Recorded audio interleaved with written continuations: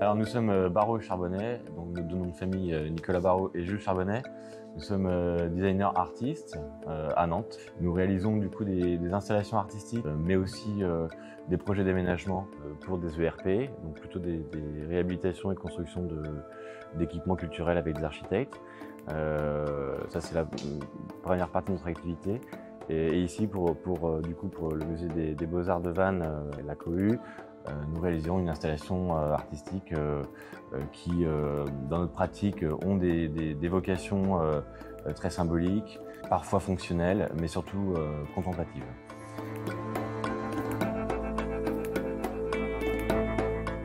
Vase, le titre de l'exposition, c'est les abréviations de variation, architecture, sédimentation et érosion. Ce qui nous intéresse dans le projet, c'est que l'expo présente un cycle, le cycle naturel de l'érosion, donc les intempéries, la pluie, le vent, voilà, créent des fines particules qui se détachent des éléments, que ce soit des éléments construits des hommes ou de la nature, et que ces fines particules deviennent, par le biais des rivières et jusqu'au fond des océans, du sédiment, donc la vase, que nous on récupère et on refabrique de l'architecture. L'idée, c'est que l'architecture renaît de ses cendres.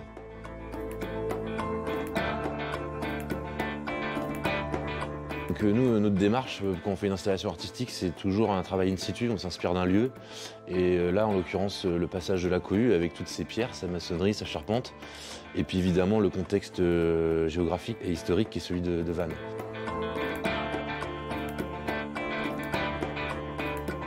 On a une obsession à chaque projet, c'est le travail de la charpente. Et ça nous permet à l'infini de créer des formes et de monter en l'air pour faire des ouvrages et de venir supporter une nouvelle matière. La matière qui nous intéressait ici, c'était plutôt dans une démarche vernaculaire d'utiliser la vase du golfe du Morbihan. Donc on a eu la chance de pouvoir rencontrer la compagnie des ports du golfe du Morbihan pour pouvoir utiliser la vase qui est issue du dragage des ports. Donc cette vase qui est présentée dans l'exposition, c'est celle du port de Vannes. Donc j'en ai ici un peu de la fraîche qui est présentée dans l'expo. Voilà, ça fait 8 mois qu'elle était dans notre atelier. Et avec cette vase, on a pressé 1250 briques et fait sécher des briques de vase et des bardeaux, des tuiles pour fabriquer nos 2 tours.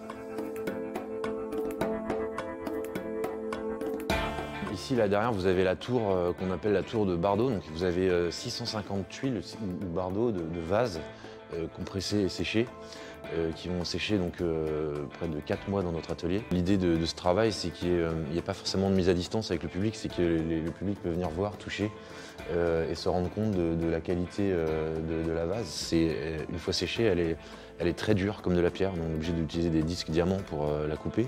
On a estampillé chacune de nos briques et de nos bardeaux avec notre logo, donc Barraud Charbonnet, un peu comme faisaient les tailleurs de pierre, ou enfin, en tout cas ceux qui produisaient les pierres dans les carrières pour pouvoir créer une espèce de traçabilité de la pierre qu'on peut des fois voir encore marquée dans les cathédrales ou les vieux ouvrages. Cette tour exprime le travail des couvreurs, des toitures aussi qu'on peut voir dans Vannes, tout ce travail de tuiles. L'idée d'avoir 2 tours, c'est de pouvoir aussi faire référence aux amers, qui sont les émergences qu'on voit depuis la mer, donc pour faire de la signalisation maritime. Et puis aussi, il y a un côté dans ce travail-là d'architecture un peu traditionnelle, voire médiévale.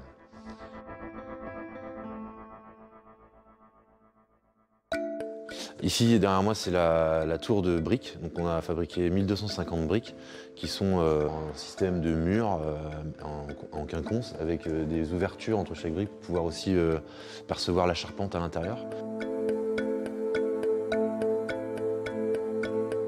Là, on a voulu traduire ou réinterpréter le travail du maçon.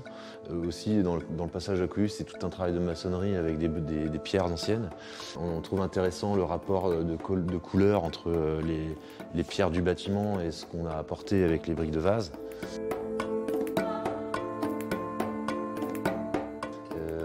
Ici aussi, on fait référence aux maisons à colombage dans le centre-ville de Vannes, avec des systèmes de croix, de mi-bois, de charpente, qui maintiennent un enduit ou de la terre. Voilà, avec ces croix qu'on voit au sol ici, comme ça, qui sont omniprésentes sur toutes les maisons anciennes du centre-ville de Vannes. Notre travail, il est évidemment autour de la charpente, mais ici on fait un lien avec le travail des maçons et le travail des couvreurs. On trouve ça intéressant de pouvoir aussi aller puiser dans les techniques anciennes pour s'en inspirer, mais aussi de le voir de manière plus contemporaine. L'exposition présente un cycle, celui de la nature, des sédiments ou de l'architecture qui renaît de ses cendres. Et donc aux deux extrémités de l'espace, on a deux constructions monumentales, avec au milieu quelque chose de plus épuré qui sont trois auges. Donc ce sont des auges à bestiaux. On en avait 7 à l'atelier pour stocker la vase fraîche.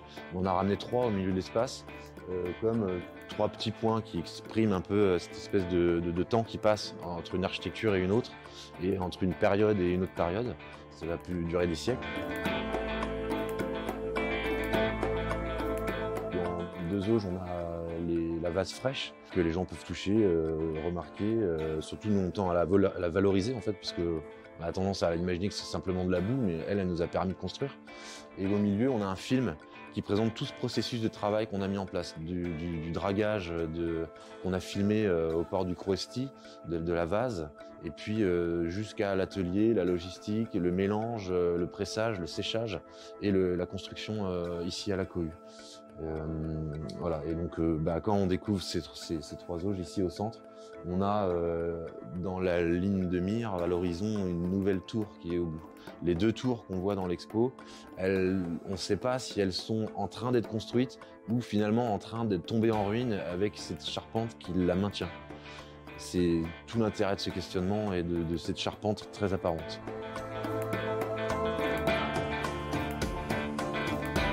Ce projet a été assez complexe puisque ça fait déjà plus d'1 an qu'on a démarré la discussion avec l'équipe du musée. On a pour cela récolté 11 tonnes de vases issus du dragage du port de Vannes. 11 tonnes, c'est monumental, c'est très volumineux dans notre atelier à Nantes. On a donc dû utiliser des engins de levage, la force de nos bras, on était nombreux. Par exemple, le pressage des 1250 briques, ça a duré 2 semaines, on était 7 non-stop à travailler. Ici, on a du surplus dans l'expo qui est présenté dans les alcôves du bâtiment ancien. Le surplus des briques qu'on a fait, parce on fait toujours plus de matière.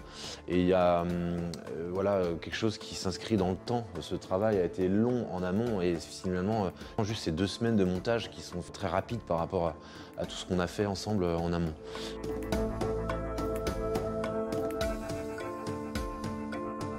On est, Nicolas et moi, 2 artistes constructeurs depuis 10 ans, mais on travaille avec des assistants. On a Reloud et Laura avec nous sur le montage pendant 2 semaines à la cohue. Mais depuis 8 mois, on a une grosse dizaine d'assistants qui nous ont aidés au pressage de briques, au mélange de la vase et puis toute la logistique, parce que ça demande énormément de logistique. La vase, c'est un matériau lourd, gluant, collant.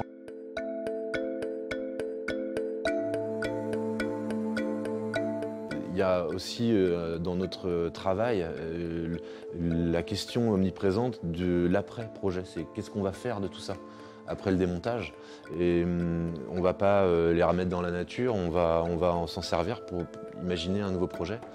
Tout comme à l'époque, les artisans réutilisaient des matériaux d'anciens bâtiments pour en refaire des nouveaux. Le réemploi, aujourd'hui, la question du réemploi, elle n'est pas forcément nouvelle finalement. C'est quelque chose qui est omniprésent depuis que les hommes construisent. Voilà, donc on a ici ces exemples-là. Eh bien, quand on viendra démonter, on pourra aussi faire quelque chose de nouveau, à Vannes ou autre part.